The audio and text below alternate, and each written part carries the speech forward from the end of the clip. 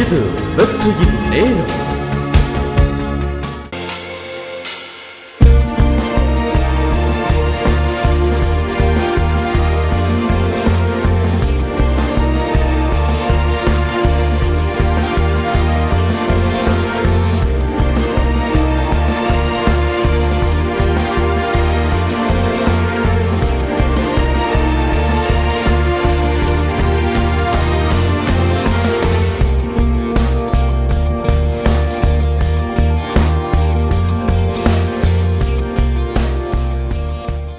தேவன் அவருடைய வார்த்தையை கொண்டு என்னை ஜீவ பாதையிலே, வெற்றியின் பாதையிலே நடத்துகிறார்.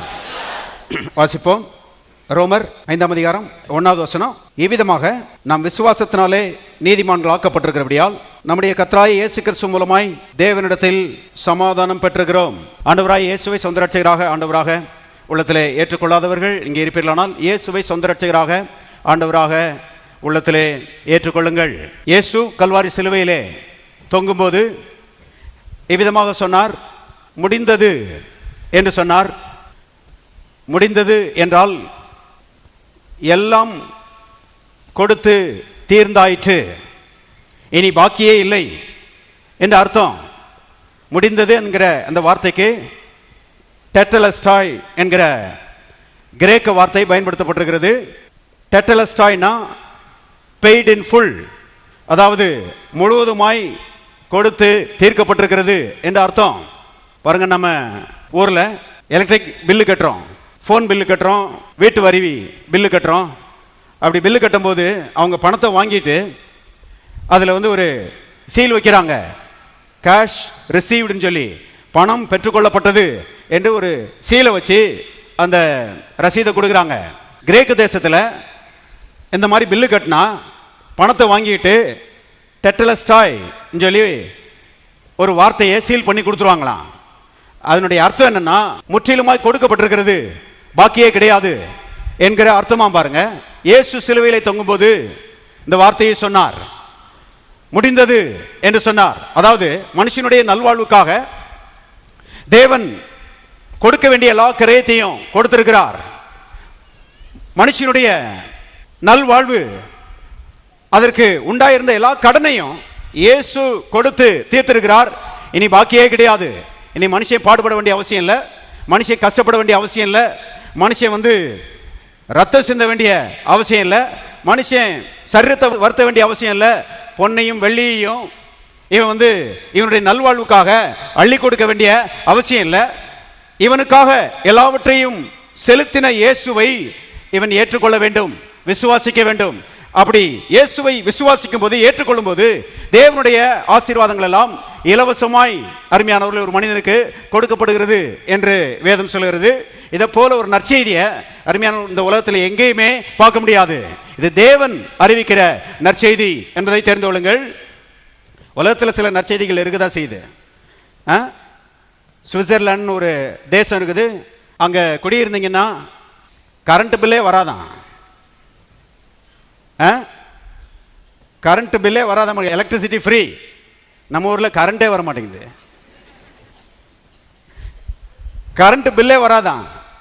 அது நற்செய்தி தான். பாருங்க, கனடான்னு ஒரு தேசத்துக்கு போனீங்கன்னா, அங்கே குடியிருந்தீங்கன்னா, அங்கே ஃபோன் பில்லே வராதான். உள்நாட்டுக்குள்ளே நீங்கள் எவ்வளோ வேணாலும் பேசலாமா, ஃபோன் பில்லே கிடையாது. ஒரு நற்செய்தி. இன்னும் சில தேசங்கள் இருக்கிறது, அந்த தேசத்தில் குழந்தை பிறந்துச்சுன்னா அரசாங்கமே காசு கொடுக்குறாங்களாம். நம்ம ஊரில் வித்தியாசமாக இருக்குது.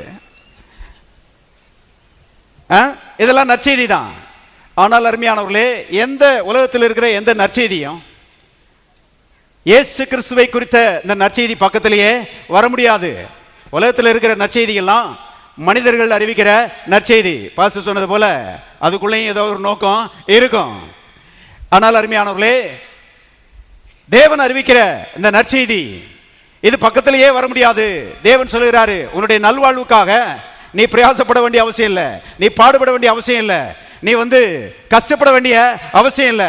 உனக்காக இயேசு கஷ்டப்பட்டிருக்கிறாரு, உனக்காக இயேசு பாடுபட்டிருக்கிறாரு, உனக்காக இயேசு ரத்தம் சிந்தி இருக்கிறாரு.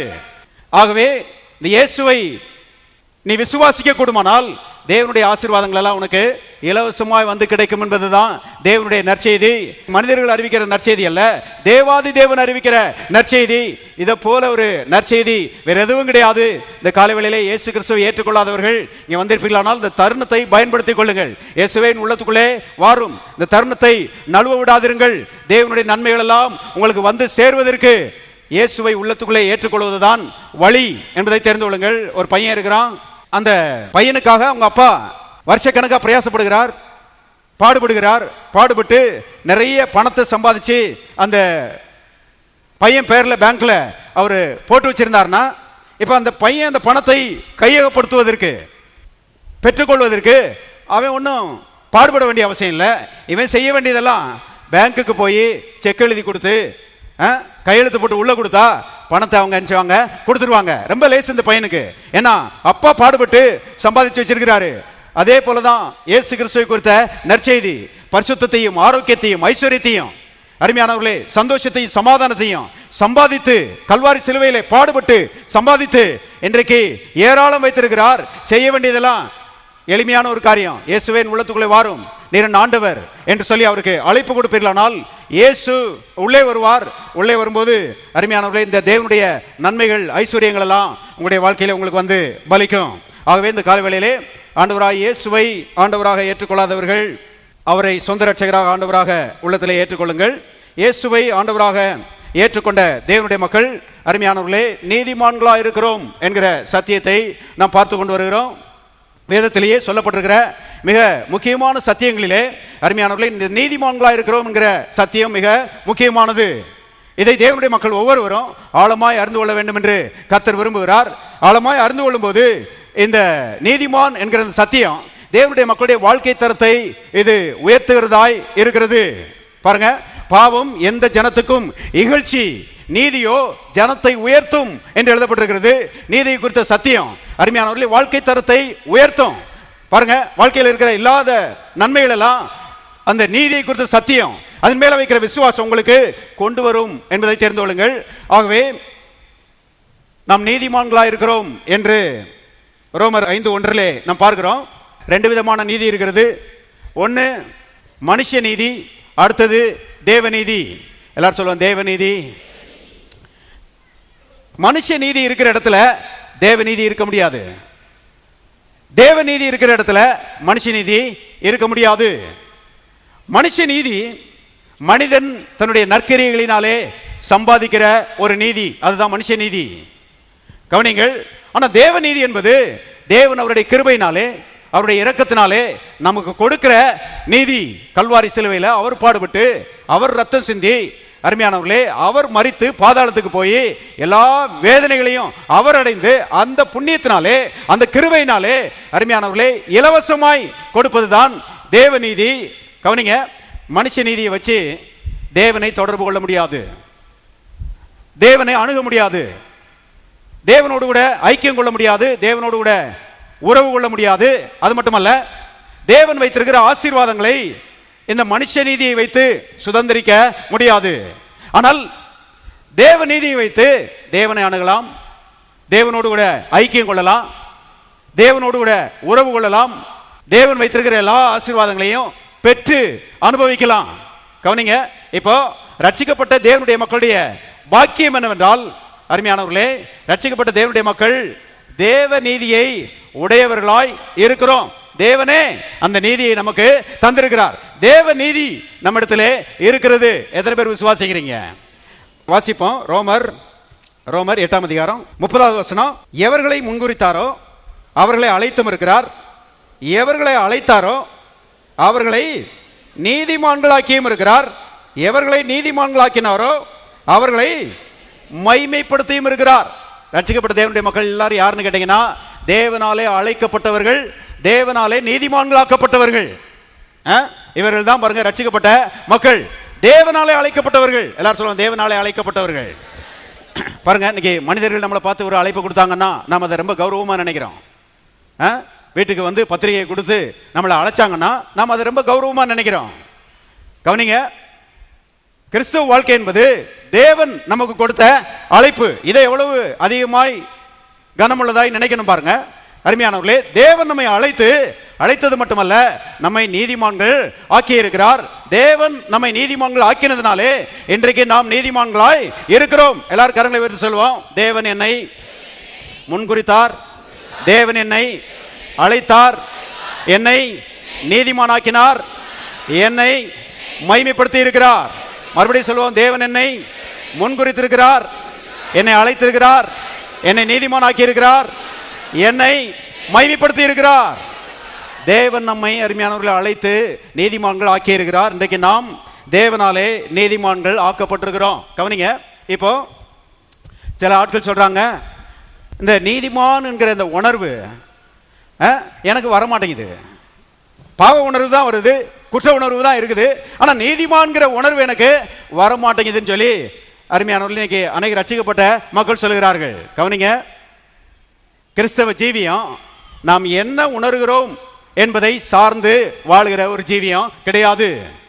உணர்ச்சிகள் பாருங்க, ஒரு சில நேரங்களில் நல்லா இருக்கும், ஒரு சில நேரங்களில் மோசமா இருக்கும். கிறிஸ்தவ ஜீவியம் நம்முடைய உணர்ச்சிகளை சார்ந்து வாழ்கிற ஒரு ஜீவியம் கிடையாது. கிறிஸ்தவ ஜீவியம் வசனத்தை சார்ந்து வாழ்கிற ஒரு ஜீவியம். கிறிஸ்தவ ஜீவியம் சத்தியத்தை சார்ந்து வாழ்கிற ஒரு ஜீவியம் என்பதை தெரிந்து கொள்ளுங்கள். சில நேரங்களில் நான் கூட மோசமாக தான் உணர்றேன். அப்படி மோசமா உணர்கிற நேரத்தில் நான் உணர்ச்சியை சார்ந்து கொள்வேனால் என்ன சொல்லியிருப்பேன் தெரியுமா? நீங்க எல்லாம் எனக்காக ஜெபம் பண்ணுங்கன்னு சொல்லியிருப்பேன். சில நேரங்களில் நான் கூட மோசமா உணர்கிறேன். ஆனா கவனிங்க, எனக்கு ஒரு அறிவு இருக்கிறது. நான் உணர்ச்சியை சார்ந்து வாழக்கூடாது, நான் வசனத்தை சார்ந்து வாழ வேண்டும், நான் சத்தியத்தை சார்ந்து வாழ வேண்டும். சத்தியம் என்ன சொல்லுகிறதோ அதை மனசுல வச்சு, அதை உள்ளத்துக்குள்ள வச்சு, அதை வாயில வச்சு, சத்தியத்தின் அருமையானவர்களே அந்த வெளிச்சத்தின் அடிப்படையில் தான் நான் வாழ வேண்டும், அதை சார்ந்துதான் நான் வாழ வேண்டும். இதுதான் கிறிஸ்தவ ஜீவியம். கவனிங்க. நான் ஏற்கனவே சொல்லியிருக்கிறேன், ஒருத்தர் 30 வயசு வரைக்கும் பிரம்மச்சாரியாவே இருக்கிறாரு. 30 வயசுல கல்யாணம் கட்டுறாரு. இப்போ 30 வயசுல கல்யாணம் கட்டுற அவர்கிட்ட போய், கல்யாணம் கட்டி ஒரு சில நாட்கள் ஆகிறது, அவர்கிட்ட போய் கல்யாணம் கட்டின மாதிரி ஒரு உணர்வு இருக்குதா உங்களுக்கு, குடும்பஸ்தேன்ற உணர்வு இருக்குதான்னு சொல்லி கேட்டீங்கன்னா அவர் இல்லைன்னு தான் சொல்லுவாரு. ஏன்னா 30 வருஷமா நான் ஒரு பிரம்மச்சாரிங்கிற அருமையா அந்த எண்ணத்திலேயே அந்த உணர்ச்சியிலேயே தான் வாழ்ந்து வந்திருக்கிறார். கவனிங்கள். இப்போ அவர் என்ன செய்யணும்னா அந்த பிரம்மச்சாரிங்கிற உணர்ச்சியை என்ன செய்யணும்? மாற்ற வேண்டும். கவனிங்க. தொடர்ந்து நான் இன்னும் பிரம்மச்சாரி தான்ற உணர்விலே வாழ்ந்தார்னா குடும்ப வாழ்க்கை நரகமாயிரும். கவனிங்க. இப்போ இவர் என்ன செய்யணும்னா, இப்போ எனக்கு திருமணம் ஆகிருக்கிறது, ரெஜிஸ்டர்ல கையெழுத்து போட்டாச்சு, அந்த ரெஜிஸ்டர் கொண்டு போய் கவர்மெண்ட்ல என்ன செஞ்சாச்சு? பதிஞ்சாச்சு. இப்போ எனக்கு ஒரு மனைவி இருக்கிறா, எனக்கு ஒரு குடும்பம் இருக்கிறது, நான் என் கடமைகளை செய்ய வேண்டும் என்று அந்த உண்மையை கொண்டு அருமையானவர்களே நான் பிரம்மச்சாரிங்கிற உணர்ச்சியை அவர் என்ன செய்யணும்? மாற்ற வேண்டும். இது இவருடைய பொறுப்பு. கவனிங்க. அப்படி மாற்றுவாரானால் குடும்ப வாழ்க்கை சொர்க்கமாக இருக்கும். கிறிஸ்தவ ஜீவியமும் அப்படிதான் பாருங்க. அருமையானவர்களே, காலகாலமாக பல ஆண்டுகளாக பாவ உணர்வுகளையும் குற்ற உணர்வுகளையும் வாழ்ந்திருக்கிறோம். ஆனால் இன்றைக்கு கர்த்தர் நம்மை ரட்சித்திருக்கிறார், நீதிமான்கள் ஆக்கி இருக்கிறார். இப்போ நீதிமான்கிற அந்த உணர்வு வரணும்னா அந்த சத்தியத்தை மனசுல வச்சு, அருமையான உள்ளத்துல வச்சு, அதை வாயில வச்சு, தொடர்ந்து நான் நீதிமான் போகும்போதும் வரும்போதும் அருமையால் விடிஞ்சா அடைஞ்சா பாருங்க, நான் நீதிமான் என்று சொல்ல சொல்ல சொல்ல அந்த சத்தியம் அருமையானவர்களே அந்த பாவ உணர்வு குற்ற உணர்வு அதை எல்லாவற்றையும் என்ன செய்கிறது?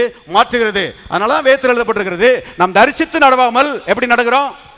விசுவாசித்து நடக்கிறோம்.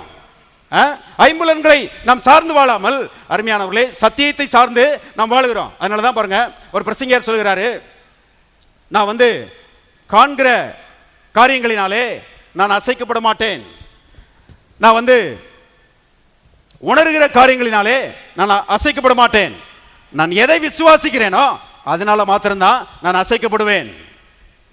I will not be moved but by what I see. I will not be moved by what I feel. I will be moved only by what I believe. கவனிங்க. எதை பார்க்கிறேனோ அதனால நான் அசைக்கப்பட மாட்டேன், எதை உணர்கிறேனோ அதனால நான் அசைக்கப்பட மாட்டேன், நான் எதை விசுவாசிக்கிறேனோ அதை வைத்துதான் நான் அசைக்கப்படுவேன். நான் எதை விசுவாசிக்கிறேன்?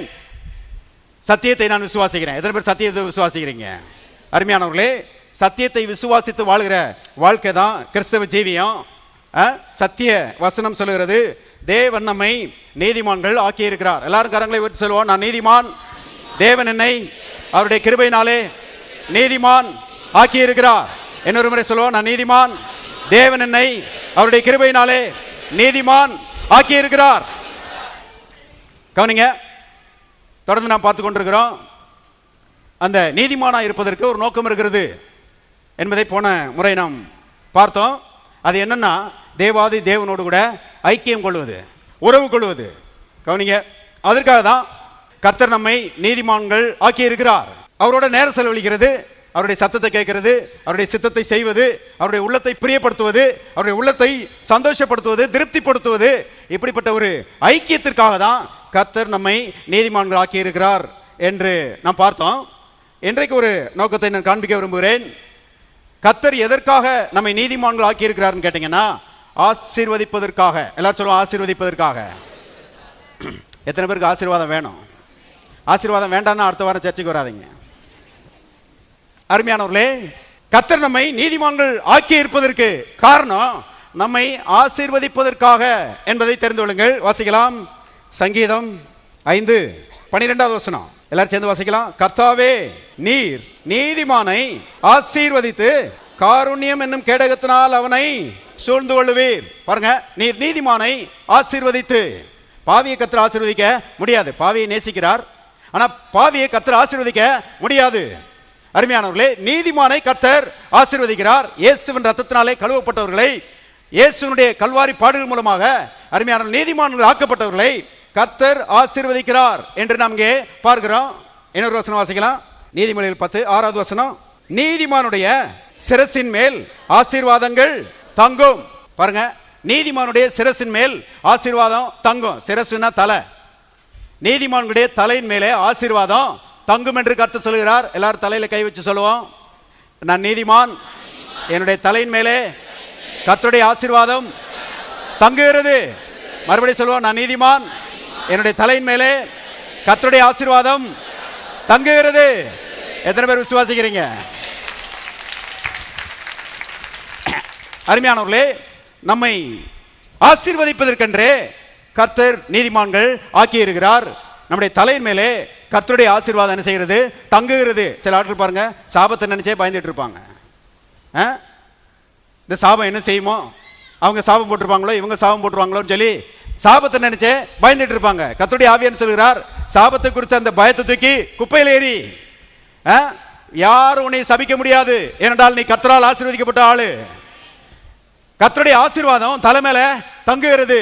இப்போ அந்த சத்தியத்தை மனசுல வச்சு, நான் கர்த்தரால் நீதிமானாக்கப்பட்டிருக்கிறேன், கர்த்தர் என்னை ஆசீர்வதித்திருக்கிறார், என்னுடைய தலையின் மேலே கர்த்தருடைய ஆசீர்வாதம் தங்கி இருக்கிறது என்று அருமையானவர்களை விசுவாசிக்கும்படி கர்த்தருடைய ஆவியானவர் எதிர்பார்க்கிறார். சில ஆட்களுக்கு பாருங்க, ஆசீர்வாதம் சொன்னா பிடிக்காது.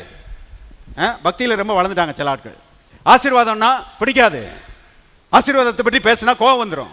அருமையானவர்களே, இவங்க என்ன யோசிக்கிறாங்கன்னா, இந்த உலகத்துல ஆசீர்வாதம் நமக்கு கிடையாது, இந்த உலகத்துல பாடுகள் இருக்குது, இந்த உலகத்துல உபத்திரவங்கள் இருக்குது, இந்த உலகத்துல கண்ணீர் இருக்குது, இந்த உலகத்துல எல்லா விதமான கஷ்டங்களும் இருக்குது. ஆனா ஆசீர்வாதம் அந்த உலகத்துக்கு போன பிறகுதான் ஆசீர்வாதம் இருக்குன்னு சொல்லி அநேகர் நம்புகிறதுனால, அருமையானவர்களே, ஆசீர்வாதத்தை பற்றி பேசினாலே சிலருக்கு பிடிக்க மாட்டேங்குது, காதை அடைச்சிக்கிடுவாங்க. ஆனா நான் சொல்கிறேன், எனக்கு ஆசீர்வாதம்னா ரொம்ப பிடிச்சிருக்குது. நான் ஆசீர்வாதத்தை விரும்புகிறேன். எத்தனை பேர் ஆசீர்வாதத்தை விரும்புறீங்க? கவனிங்க, பழைய ஏற்பாட்டில் யாக்கோபை குறித்து நான் வாசிக்கிறோம். அவன் ஆண்டவர்கிட்ட ஜெபம் பண்ணானா, ஆண்டவரே, நீர் என்னை ஆசீர்வதித்தால் ஒழிய உண்மை என்ன செய்ய மாட்டேன், போக விட மாட்டேன். ஆசீர்வாதத்து மேல இந்த ஆளுக்கு அவ்வளவு விருப்பம் பாருங்க.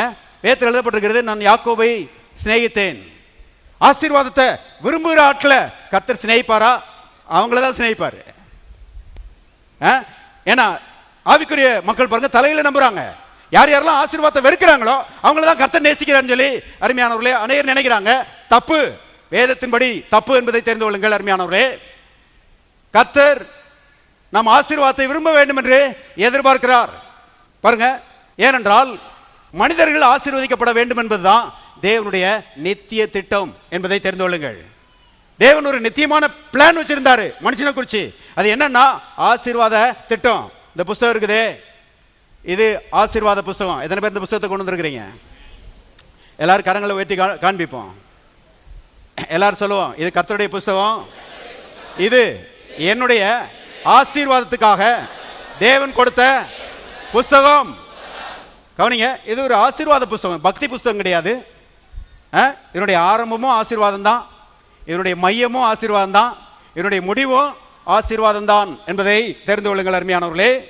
கர்த்தர் மனிதனை ஆசீர்வதிக்கும்படி போட்ட திட்டம், அது நித்தியமான ஒரு திட்டம். அருமையானவர்களே, இன்றைக்கு மனிதர்கள் ஆசீர்வாதத்தை விரும்ப வேண்டும் என்று தேவன் எதிர்பார்க்கிறார். திருப்போம் ஆதியாகமத்தின் புஸ்தகம் 1ஆம் அதிகாரம் 27, 28 ஆகிய வசனங்களை வாசிப்போம்.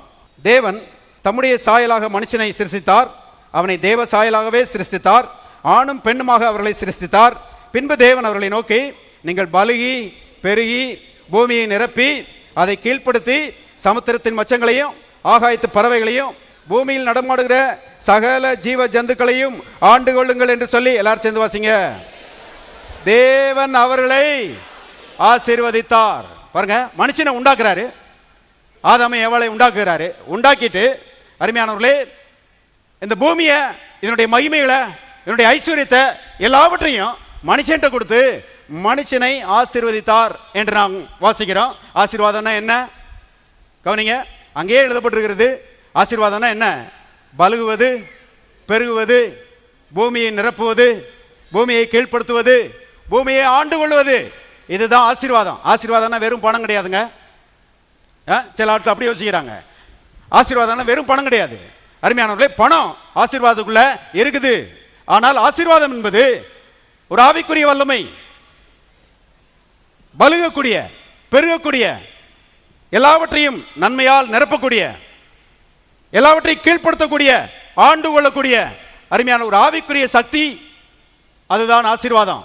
கர்த்தர் சக்தியை ஆதாமுக்கும் ஏவாளுக்கும் கொடுத்தார் என்று நாம் இங்கே வாசிக்கிறோம். கர்த்தர் அவங்களை பார்த்து சொல்றாரு, be fruitful and multiply and fill the earth. பலுங்க பெருங்க, இந்த பூமியை நிரப்புங்கள் என்று கர்த்தர் அவர்களை பார்த்து சொல்லி அவர்களை ஆசீர்வதித்தார் என்று நாம் வாசிக்கிறோம். ஆதாமை ஏவாளையும் படைத்து ஏதேன் தோட்டத்துக்கு கொண்டு வர்றாரு ஆண்டவர். ஏதேன் தோட்டத்துக்கு கொண்டு வந்தா ஆதாம் இப்படி பார்க்குறான். பார்த்தா ஏதேன் தோட்டத்தில் எல்லாமே இருக்குது, அவ்வளவு நிரம்பி வழிகிறது. அருமையானவர்களே, ஏகப்பட்ட பழம் இருக்குதாங்க, ஏகப்பட்ட தண்ணி. அது மட்டுமல்ல, பொண்ணு அங்கே இருக்குது, கோமேதகம் இருக்குது, பிதோலோகம் இருக்குது. அது மட்டுமல்ல, நல்ல குடும்பம் இருக்குது, உறவு இருக்குது, அன்பு இருக்குது. எல்லாவற்றுக்கும் மேலாக அருமையானவர்களே, தேவ பிரசன்னம் இருக்கிறது, அவரோடு கூட உள்ள உறவு இருக்கிறது. ஏதேன் தோட்டம் அப்படியே சகல ஆசீர்வாதத்தினாலும் நிரம்பி வழிகிறது. அருமையா ஆதாம் பார்த்தபோது தேவன் ஆதாமை பார்த்து சொல்லுகிறாரு, ஆதாமே, இந்த ஏதேன் தோட்டத்தை நன்மைகளால் நான் ஒன்று நினைச்சிருக்கிறேன், நிரப்பி வச்சிருக்கிறேன். இப்போ ஏன் ஆசீர்வாதத்தை உனக்கு தர்றேன், உனக்கும் மனைவிக்கும் தர்றேன். இப்போ ஏன் ஆசீர்வாதம் உங்க மேல இருக்குது? நீங்க பூமியை நிரப்புங்கள். எல்லாரும் சொல்லுங்க, பூமியை நிரப்புங்கள். என்ன அர்த்தம்னா, ஏதேன் தோட்டத்தை எல்லா நன்மைகளாலும் நான் நிரப்பியிருக்கிறேன். இப்ப நீங்க ரெண்டு பேரும் சேர்ந்து இந்த ஆசீர்வாதத்தின் வல்லமையினாலே பூமியையே ஏதேன் தோட்டமா மாத்துங்க. கவனிங்க, அப்படிதான் கர்த்தர் சொல்றாரு. இது ஒன்றை எனக்கு போதிக்கிறது. என்னன்னா, கர்த்தரால் நீதிமான்கள் ஆக்கப்பட்டவர்கள், அவர்கள் தலைமையிலே அருமையானவர்கள் ஆசீர்வாதம் இருக்கிறது. அந்த ஆசீர்வாதத்தை வைத்துக்கொண்டு தேவனால் நீதிமான்கள் ஆக்கப்பட்டவர்கள் இந்த பூமியையே ஏதேன் தோட்டமாய் மாற்றலாம். எத்தனை பேர் ஆமென் சொல்றீங்க? ஏதேன் தோட்டமாய் மாற்றலாம். கவனிங்க, பிசாசு பாவத்தின் மூலமாக இந்த உலகத்தை வனாந்தரமாக்கிட்டான், இது அவாந்தர வழியாக்கிட்டான். ஆனால் கர்த்தர் அருமையான ஆசீர்வாதத்தின் மூலமாக, கர்த்தருடைய ஆசீர்வாதத்தின் மூலமாக மனிதர்கள் இன்றைக்கு இந்த பூலோகத்தை ஏதேன் தோட்டமாக மாற்றலாம், மாற்ற முடியும் என்பதை தெரிந்து கொள்ளுங்கள் அருமையானவர்களே. இது இந்த ஆசீர்வாதம் நம்ம தலைமையில இருக்குது. இதை நம்பணும். இதை என் குடும்பத்தை நான் ஏதேன் தோட்டமா மாற்ற முடியும், என் பிள்ளையுடைய வாழ்க்கையை நான் ஏதேன் தோட்டமாய் மாற்ற முடியும், என்னுடைய தொழிலை நான் ஏதேன் தோட்டமாய் மாற்ற முடியும், என்னை சுற்றி உள்ள ஒரு உலகத்தை ஏதேன் தோட்டமாய் என்னால் மாற்ற முடியும். ஏனென்றால் கர்த்தருடைய ஆசீர்வாதம் என் தலைமையில் இருக்கிறது என்று தேவனுடைய மக்கள் விசுவாசிக்க வேண்டும் என்று கர்த்தரை எதிர்பார்க்கிறார். கவனிங்கள், அப்படிப்பட்ட ஆற்றல், அப்படிப்பட்ட சக்தி, அப்படிப்பட்ட பலன் நமக்கு இருக்கிறது. எத்தனை பேர் விசுவாசிக்கிறீங்க? பாருங்க, இதுதான் கர்த்தருடைய ஆசீர்வாதம். நாங்களாம் அப்படி விசுவாசிக்கிறோம். எங்களுடைய உலகத்தை ஏதேன் தோட்டமாய் மாற்றக்கூடிய அருள் ஆசி அது எங்களுக்கு கொடுக்கப்பட்டிருக்கிறது என்பதை நாங்கள் விசுவாசிக்கிறோம். பாருங்க, ரொம்ப நாளைக்கு முன்னாடி பக்கத்தில் கிராமம் இருக்குது பார்த்தீங்களா, அங்கேருந்து ஒருத்தர் வந்தார். அவர் என்ன சின்ன வயசுல இருந்து இந்த கிராமத்திலே வளர்ந்தவர். அவர் வயதாகி கல்யாணம் கட்டின பிறகு ஊரை விட்டே போயிட்டாராம். எங்கேயோ தூரத்தில் இன்னொரு ஊருக்கு போயிட்டாராம். அங்கே போய் இந்த ஆண்டவருடைய வசனத்தை கேட்டு அங்கே ரசிக்கப்பட்டிருக்கிறாரு. அவர் இந்த ஊரை விட்டு போகும்போது இந்த இடத்துல இந்த கோயில் இல்லை பாருங்க. இதெல்லாம் அப்படியே முள்ளுக்காடா வெட்ட வெளியா அப்படியே இருந்தது தான். அதைத்தான் பார்த்துருக்கிறார் அவர். போயிட்டு 15 ஆண்டுகள் கழிச்சு வந்தாராம். 15 ஆண்டுகள் கழிச்சு வந்தா அவர் ஒரு ரசிக்கப்பட்டிருக்காரு பார்த்தீங்களா. இந்த இடத்துல இவ்வளோ பெரிய ஆலயம் எழும்பி இருக்கிறத பார்த்துட்டு அவருடைய கண்களாலே அவரால் நம்ப முடியல. இந்த மரங்கள் எல்லாத்தையும் பார்த்துட்டு நேராக உள்ள ஓடியாந்துட்டாரு. உள்ள ஓடியாந்து அவர் சொன்னார், பாஸ்டர் இந்த இடம் எப்படி இருந்துச்சுன்னு எனக்கு ஞாபகம் இருக்குது. இது வெட்டக்காடா இருந்துச்சு, முள்ளுக்காடா இருந்துச்சு. ஆனா இப்படிப்பட்ட இடத்தை எடுத்து இந்த மாதிரி ஏதேன் தோட்டம் மாதிரி மாத்திட்டீங்களேன்னாரு. ஏதேன் தோட்டம் மாதிரி மாத்திட்டீங்களே அப்படின்னாரு. நான் சொன்னேன், நாங்க மாத்தல, எங்க தலை மேல இருக்கிற ஆசீர்வாதம் இதை ஏதேன் தோட்டமா மாற்றி இருக்கிறது. அருமையானவர்களே, உங்க தலைமையிலையும் அந்த ஆசீர்வாதம் இருக்கிறது. உங்க வாழ்க்கையை ஏதேன் தோட்டமா மாற்றக்கூடிய அருமையானவர்களே அந்த ஆசீர்வாதம் உங்களிடத்துல இருக்கிறது. நான் ஒண்ணு இல்ல, என்னால ஒண்ணு முடியாது இப்படி பாருங்க அவிசுவாசமா பேசிட்டு இருந்தா ஒண்ணும் நடக்காது. அருமையானவர்களே பாருங்க, கர்த்தர் ஆதாம்கிட்ட அந்த பொறுப்பை கொடுத்து இப்ப பூமியை நீ நிரப்பு, ஏதேன் தோட்டத்தை நான் நிரப்பி இருக்கிறேன், பூமியை நீ நிரப்பு, அதுக்குரிய ஆசீர்வாதத்தை நான் தந்திருக்கிறேன், என்னால நிரப்ப முடியாதுன்னு சொல்லாத ஆதாமே. என்னால வெற்றி பெற முடியல அப்படின்னு சொல்லாத, என் ஆசீர்வாதம் உனக்கு இருக்குது, உன்னால வெற்றி பெற முடியும். உடைய உலகத்தை ஏதேன் தோட்டமாக மாற்ற உன்னால முடியும். இதை நம்பு. பாருங்க, ஆதாம் இடத்துல தேவன் எதிர்பார்த்ததெல்லாம் என்னது யோசித்து பாருங்க. ஆசீர்வாதத்தை கொடுத்துட்டாரு, பூமியவே நிரப்பும்படி அவன்கிட்ட ஒரு பொறுப்பை கொடுத்துட்டாரு. இவன் 6 அடி மனுஷன், இவனை கம்பேர் பண்ணும்போது உலகம் எவ்வளவு பெரிய உலகம் பாருங்க, பூமி. ஆனா கர்த்தர் சொல்றாரு, உன்னால இந்த பூமியவே ஏதேன் தோட்டமா மாற்ற முடியும்.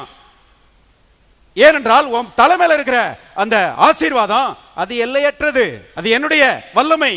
அவை என்னுடைய வல்லமையை கொண்டு நீ இதை நன்மையால் நிரப்ப முடியும் சொல்லி கர்த்தர் சொல்லுகிறார். இப்ப ஆதாம்கிட்ட கர்த்தர் எதிர்பார்த்தது என்ன? வேற ஒண்ணும் இல்ல. இவன் ஒன்னும் வெட்டி முறிக்க வேண்டிய அவசியம் இல்லை. இவன் உலகத்தை நன்மையினால் நிரப்புவதற்கு தலையில தொங்க வேண்டிய அவசியம் இல்லை. இவன் மாடா உழைச்சி ஓடா தேய வேண்டிய அவசியம் இல்லை. அருமையானவர்களே, இவன் எந்த கஷ்டப்பட வேண்டிய அவசியம் இல்லை. இவன் ஒழுங்கா தேவனுடைய வார்த்தையை விசுவாசித்து அந்த வார்த்தைக்கு கீழ்ப்படிந்து நடந்தால் போதும். இவன் தலை மேல இருக்கிற ஆசீர்வாதம் அருமையானவர்களே பூமி முழுவதையுமே ஏதேன் தோட்டமாக மாற்றும். அது தேவனுடைய வல்லமை. கவனிங்கள், இன்னைக்கு நாமளும் அப்படிதான் பாருங்க. நாம ஒன்றும் பெரிய பிரயாசம் எல்லாம் பட வேண்டிய அவசியம் இல்லை. தலை மேல ஆசீர்வாதம் இருக்குது. கர்த்தருடைய வார்த்தை எனக்கு இருக்கிறது, கர்த்தருடைய வார்த்தையை நான் விசுவாசிக்கிறேன், கர்த்தருடைய வார்த்தைக்கு நான் கீழ்ப்படிந்து நடக்கிறேன் சொல்லி வார்த்தைக்கு நீங்கள் அர்ப்பணிப்பீரானால் உங்க தலை மேல இருக்கிற ஆசீர்வாதம் உங்களுடைய உலகத்தை ஏதேன் தோட்டமாக மாற்றும் என்று கர்த்தருடைய ஆவியானவர் சொல்லுகிறார். எத்தனை பேர் விசுவாசிக்கிறீங்க? எல்லாரும் கரங்களை தட்டி கர்த்தரை ஸ்தோத்திரிப்போம். அல்லேலூயா. ஆனா பாருங்க, ஆதாம் இந்த எளிமையான இந்த காரியத்தை பற்றி கொள்ளாமல் அருமையானவர்களே பிசாசுக்கு செவி கொடுத்து பாவம் செய்தான் என்று நாம் பார்க்கிறோம். பாவம் செய்த மாத்திரத்தில் கவனிங்க, சாபம் ஆண்டு கொண்டது, ஆசீர்வாதம் போயிடுச்சு. வாசிங்க, ஆதியாகமத்தின் புத்தகம் 3ஆம் அதிகாரம் 17 இருந்து வாசிக்கிறேன். பின்பு அவர் ஆதாமை நோக்கி, நீ உன் மனைவியின் வார்த்தைக்கு செவி கொடுத்து புசிக்க வேண்டாம் என்று நான் உனக்கு விலக்கின விருட்சத்தின் கனியை புசித்தபடினாலே பூமி உன் நிமித்தம் சபிக்கப்பட்டிருக்கும். நீ உயிரோடு இருக்கும் நாளெல்லாம் வருத்தத்தோட அதன் பலனை புசிப்பாய். 18வது வசனம், அது உனக்கு முள்ளும் குறுக்கும் முளைப்பிக்கும் வெளியின் பயிர் வகைகளை புசிப்பாய். நீ பூமியிலிருந்து எடுக்கப்பட்டபடியால் நீ பூமிக்கு திரும்ப மட்டும் உன் முகத்தின் வேர்வையால் ஆகாரம் புசிப்பாய். நீ மண்ணாயிருக்கிறாய், மண்ணுக்கு திரும்புவாய் என்றார். பாருங்க, முட்டாள் ஆதாம் வார்த்தைக்கு ஒழுங்கா கீழ்ப்படிந்தானா இவன் தலை மேல இருக்கிற அந்த அபிஷேகம், அந்த ஆசீர்வாதம், அந்த தேவனுடைய வல்லமை பூமியே ஏதேன் தோட்டமா மாற்றி இருக்கும். ஆனா வார்த்தையை விட்டுட்டான், கீழ்ப்படியாம விட்டுட்டான், பாவம் செஞ்சான். அது நிமித்தமாக ஆசீர்வாதம் போயிடுச்சு, சாபம் ஆண்டு கொண்டது. கவனிங்க, இப்போ முள்ளும் குறுக்கும் என்ன செய்கிறது? முளைக்கிறது. முள்ளுக்கு நீங்க தண்ணி ஊற்ற வேண்டிய அவசியமே இல்லை, உரம் போட வேண்டிய அவசியமே இல்லை. ஆனால் அது தானா என்ன செய்யுது? செழிப்பாக வளர்கிறது. ஆனால் நெல்லுக்கும் கோதுமைக்கும் தண்ணியை ஊற்றி உரம் போட்டாலும் வளர மாட்டேங்குது. விரும்புகிற காரியங்கள் வரமாட்டேங்குது. விரும்பாத காரியங்கள் பாருங்க பயங்கரமா வளருகிறது. காரணம் சாபத்தின் வல்லமை. அத்தனைக்கும் காரணம் அருமையானவர்களே ஆதாமுடைய கீழ்ப்படியாமை என்பதை தெரிந்து கொள்ளுங்கள்.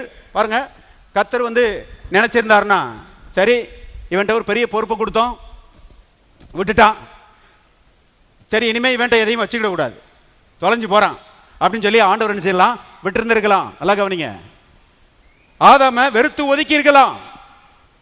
ஏன்னா ஆதாம் செய்தது பெரிய துரோகம், ஹை ட்ரீசன் என்று எழுதப்பட்டது, பெரிய துரோகம். கர்த்தர் வெறுத்து ஒதுக்கி இருக்கலாம். கவனிங்க, இன்னைக்கு மனிதர்கள் பாருங்க வெறுத்து ஒதுக்கிறாங்க. ஒரு சம்பவத்தை நான் கேள்விப்பட்டேன். ஒரு குடும்பத்தில் ஒரு பையன் இருந்தானா, அந்த குடும்பத்துக்கு அந்த ஒரே பையன்தான். அந்த பெற்றோர்கள் அந்த பையனை ரொம்ப செல்லமாக வளர்த்தாங்க.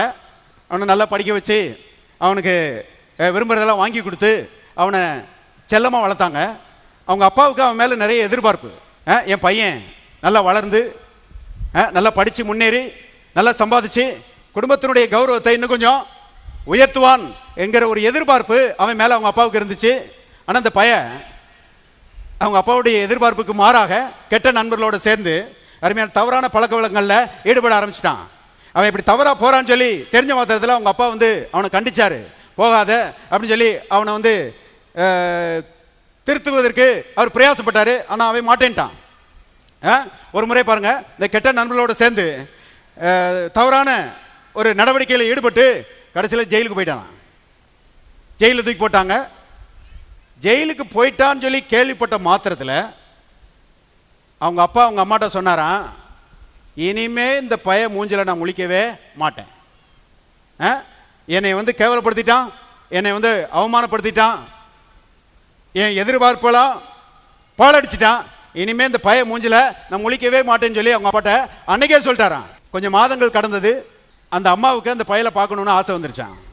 ஆகவே அந்த அம்மா இந்த பையனுடைய அப்பாட்ட சொன்னாங்களா, அந்த பையலை பார்க்கணுன்னு போல ஆசையாக இருக்குது, வாங்க போய் பார்த்துட்டு வருவோம் அப்படின்னு சொன்னதுக்கு இவர் சொன்னாராம், அவனை பற்றி என்கிட்ட பேசாத, அவன் மூஞ்சிலே நான் செய்ய மாட்டேன், முழிக்க மாட்டேன் அப்படின்னு சொல்லி சொன்னாராம். அப்புறமும் இந்த அம்மா உடலையாம் பாருங்க, வாங்க கண்டிப்பாக அவனை பார்க்கணும், எனக்கு ஆசையாக இருக்குது அப்படின்னு சொன்ன மாத்திரத்தில் சரி நீ கூப்பிடுறதுக்காக நான் வர்றேன், ஆனால் நான் உள்ளே வர மாட்டேன் அப்படின்னு சொல்லி ஜெயில் வரைக்கும் கூட்டிகிட்டு வந்தாராம் பாருங்க. கூட்டிகிட்டு வெளியே நின்றுக்கிட்டாராம். இந்த அம்மா உள்ளே போச்சான். உள்ளே போய் அந்த பையலை பார்த்த மாத்திரத்தில் அவன் கேட்டானா, அப்பா வந்திருக்கிறாரான்னு. இந்த அம்மா சொன்னாங்களா, வந்திருக்கிறாரு, ஆனால் உன்னை பார்க்கவே மாட்டேன்னு சொல்லிட்டாரு, உன் மூஞ்சிலே முழிக்க மாட்டேன்னு சொல்லி வெளியே நிற்கிறாருன்னு சொல்லி இந்த அம்மா சொன்னாலாம். கவனிங்க, மனிதர்கள் மன்னிக்க மாட்டேங்கிறாங்க. மனிதர்கள் செய்த குற்றத்தை என்ன செய்ய மாட்டேங்கிறாங்க, மறக்க மாட்டேங்கிறாங்க. அருமையானவர்களே, தேவனும் இந்த மாதிரி மன்னிக்காம மறக்காம இருந்திருக்கலாம்.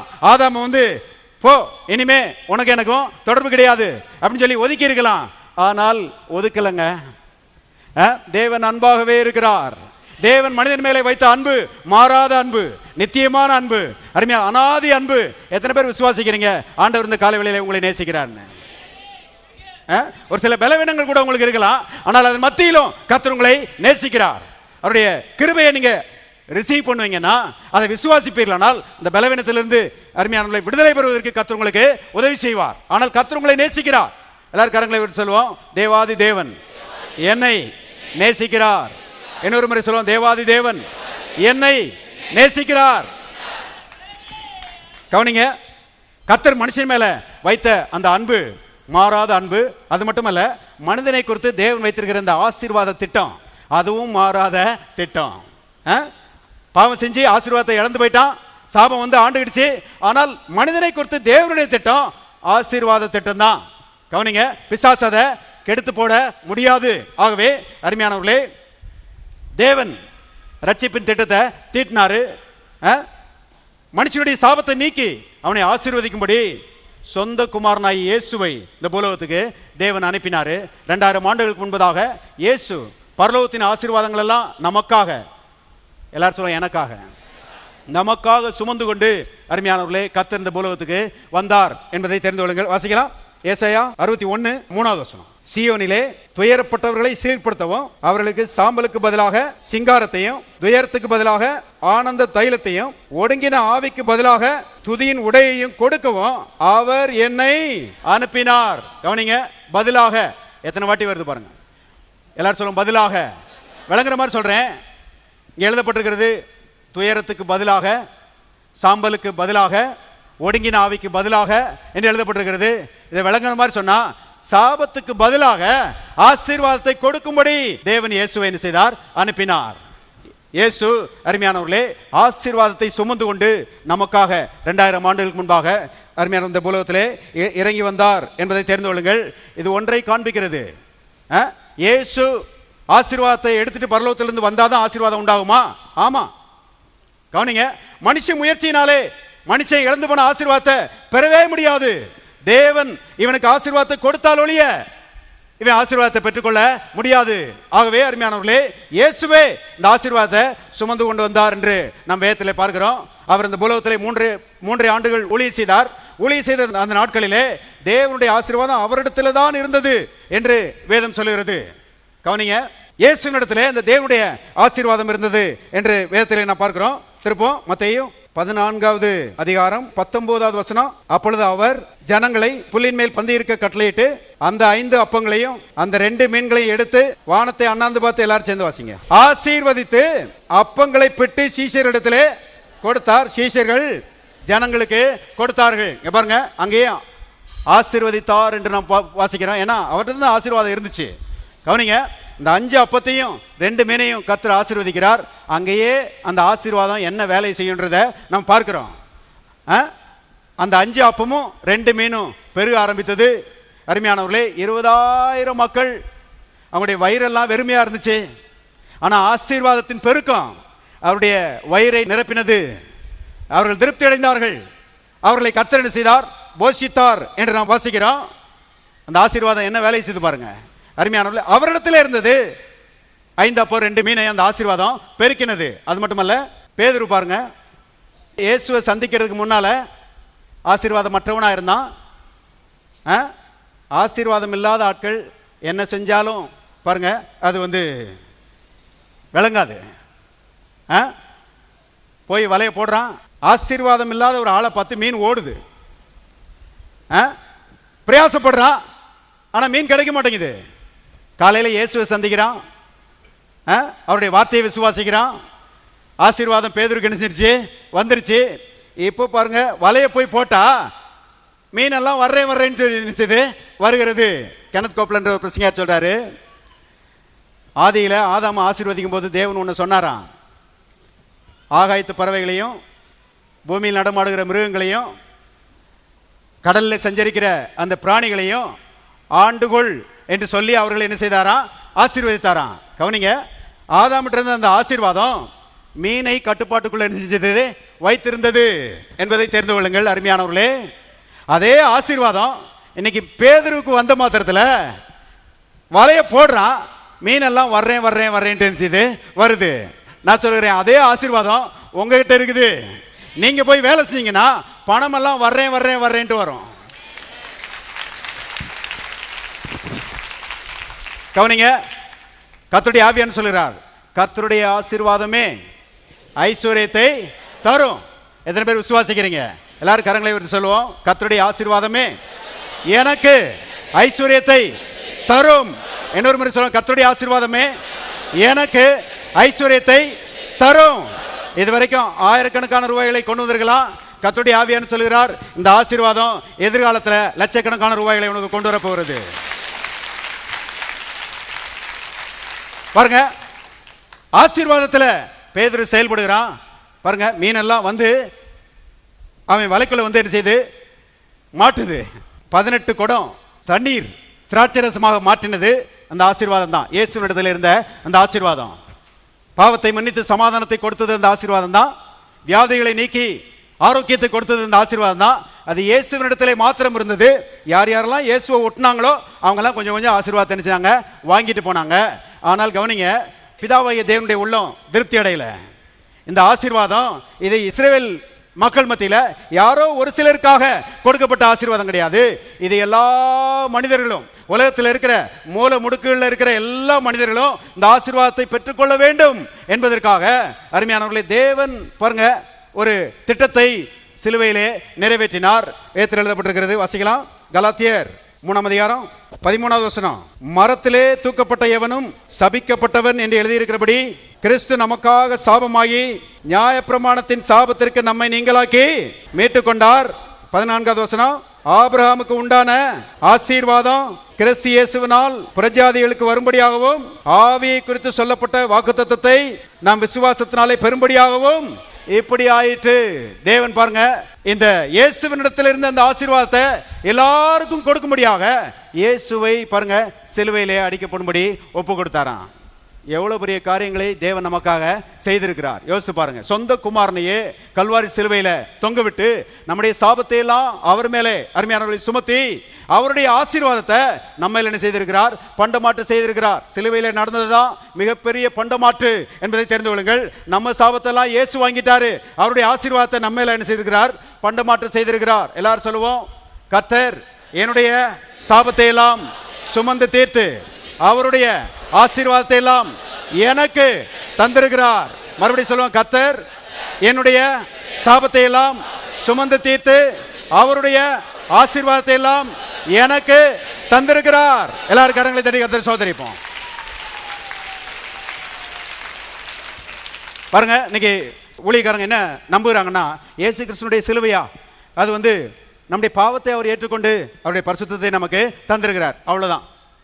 பாவ மன்னிப்பு நமக்கு கிடைச்சிருக்குது. அப்படிதான் இன்னைக்கு அருமையான நிறைய ஊழியக்காரங்க செய்றாங்க, நம்புகிறார்கள். பாவ மன்னிப்பு என்பது அருமையானவர்களே சிலுவையின் மூலமாக நமக்கு கொடுக்கப்பட்ட ஆசீர்வாதத்தினுடைய சின்ன பகுதி.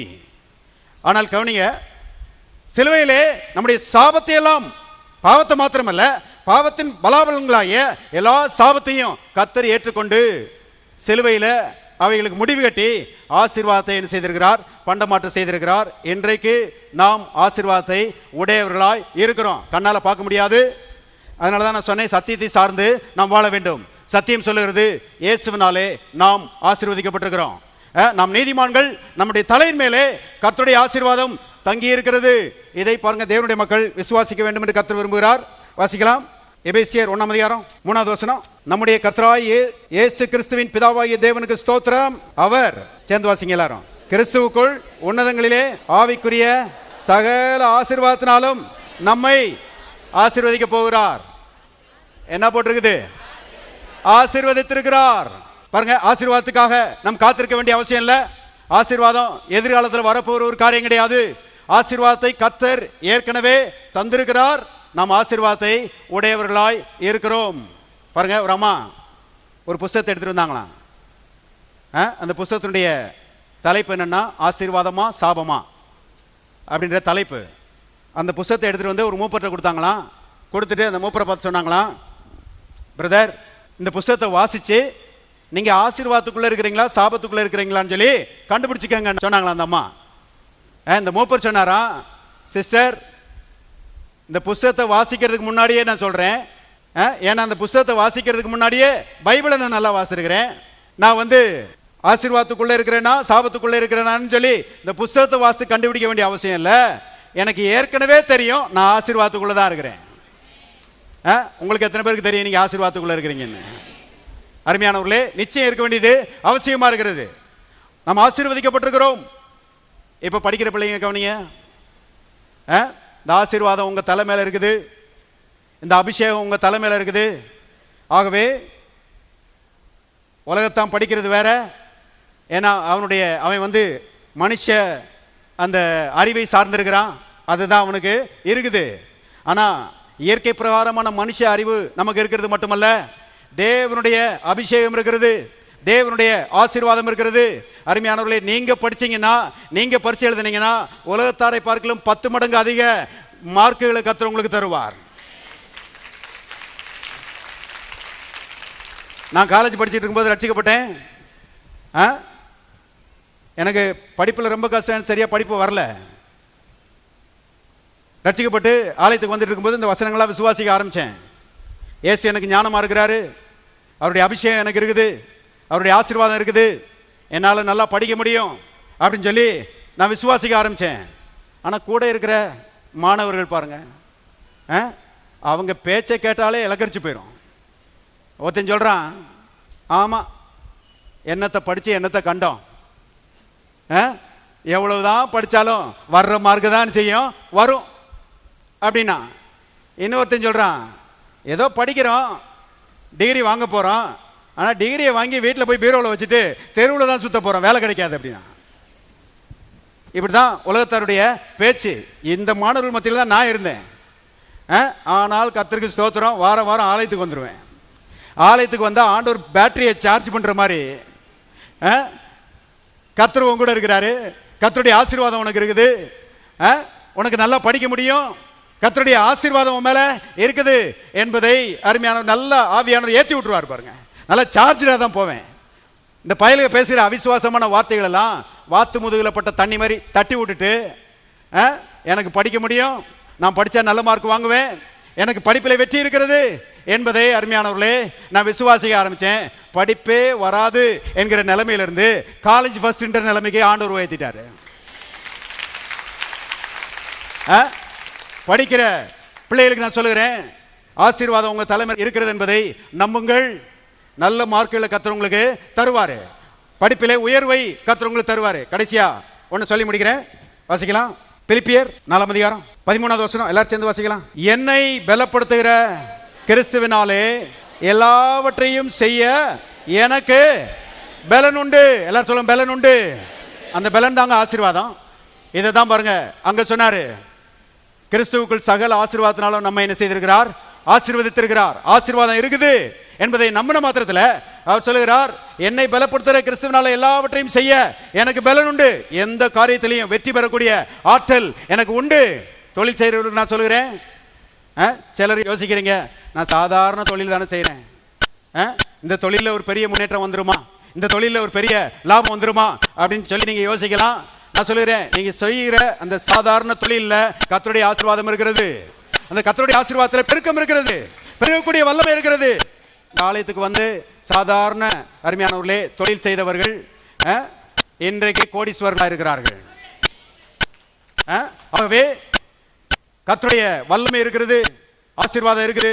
இனிமே கொடுக்கப்படும் என்று நம்பாதீர்கள், இருக்குது என்பதை நம்புங்கள். அற்புத காரியங்கள் உங்கள் வாழ்க்கையில் நடக்கும். கவனிங்க, நான் வந்து இந்த பயல்கள்லாம் சொல்லிகிட்டே கிடப்பானுங்க, படித்து முடிக்கிறோம், ஆனால் வேலை கிடைக்காது, தெருவில் தான் சுற்ற போகிறோம், இப்படியே தான் சொல்லிட்டு கிடப்பானுங்க. ஆனால் ஒரு நாளும் நான் அதை எடுக்கவே இல்லை. நான் படித்து முடித்தேன்னா நான் வேலைக்கு போவேன், நான் வேலைக்கு போனால் எனக்கு வேலை கிடைக்கும், கர்த்தர் நிச்சயமாக அவருடைய ஆசீர்வாதம் எனக்கு வேலையை கொடுக்கும் என்று நான் நம்பினேன். பாருங்க, படித்து முடித்த மாத்திரத்தில் ஒரு காலேஜுக்கு எழுதி போனேன். அந்த காலேஜிலேருந்து இன்டர்வியூ கூப்பிட்டுருந்தாங்க. அங்கே நான் போயிருந்தேன். போகும்போதே என்னுடைய விசுவாச அறிக்கை தான், கிறிஸ்துவுக்குள் எப்பொழுதும் எல்லா இடங்களிலேயும் தேவன் என்னை வெற்றி சிறக்க பண்ணுவார். கர்த்தருடைய ஆசீர்வாதம் இருக்குது, யாருக்கு வேலை கிடைக்குதோ இல்லையோ எனக்கு கண்டிப்பாக கிடைக்கும் அப்படின்னு சொல்லி அருமையான ஒரு விசுவாசத்தில் நான் போனேன். அங்கே 13 பேர் வந்திருந்தாங்க. காலையிலேருந்து சாயங்காலம் 5 மணி வரைக்கும் பாருங்க அந்த இன்டர்வியூ எல்லாம் நடத்தினாங்க. என்னை காட்டிலும் நிறைய குவாலிஃபைடு ஆட்கள்லாம் வந்திருந்தாங்க. சாயங்காலம் 5 மணிக்கு அந்த இன்டர்வியூ பண்ணவங்க என்னை கூப்பிட்டு சொல்கிறாங்க, உங்களை காட்டிலும் சிறப்பாக செய்தவர்கள் ஒரு சிலர் இருக்கிறாங்க, உங்களை காட்டிலும் தகுதியாக இருக்கிறவங்க ஒரு சிலர் இருக்காங்க, ஆனால் எங்களுக்கு என்னமோ உங்களை தான் அப்பாயின்ட் பண்ணும் போல இதுனாங்க.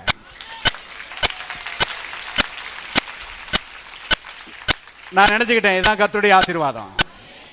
ஆகவே வேலைக்காக எதிர்பார்த்து கொண்டிருக்கிறவர்களுக்கு நான் சொல்லுகிறேன், கர்த்தருடைய ஆசீர்வாதம் உங்க மேல இருக்குது, கண்டிப்பா வேலை கிடைக்கும். ப்ரமோஷனுக்காக எதிர்பார்த்து கொண்டிருக்கிறவர்களுக்கு நான் சொல்லுகிறேன், கர்த்தருடைய ஆசீர்வாதம் உங்க மேல இருக்குது, கண்டிப்பா ப்ரமோஷன் கிடைக்கும், சம்பள உயர்வு கிடைக்கும். ஆகவே எல்லாம் நம்புங்கள். கர்த்தர் ஆசீர்வதித்திருக்கிறார், நீதிமானை ஆசீர்வதித்திருக்கிறார், நீதிமானுடைய தலைமையிலே ஆசீர்வாதம் தங்கி இருக்கிறது என்பதை நம்புங்கள். போகும்போது வரும்போது அதை அறிக்கையிடுங்கள்.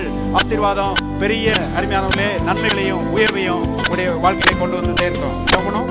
ஜீவ வார்த்தை ஆலயத்தில் ஒவ்வொரு ஞாயிற்றுக்கிழமை ஏராளமானோர் கூடி தேவனை ஆராதிக்கிறார்கள். தேவனுடைய வார்த்தையின் மகத்துவத்தை வேதாகமத்திலிருந்து மிக தெளிவாகவும் எளிமையாகவும் இங்கு போதிக்கிறோம். உங்கள் வாழ்க்கையும் வளம் பெற இந்த சத்தியங்களை கேட்டு பயனடையுங்கள். உங்களையும் எங்கள் ஆலயத்திற்கு அன்புடன் அழைக்கிறோம். எங்கள் முகவரி ஜீவ வார்த்தை ஆலயம், Madakkulam road, Palanganatham bus stand வழி, மதுரை, தென்னிந்தியா. தேவன் தாமே உங்களை ஆசீர்வதிப்பாரார்.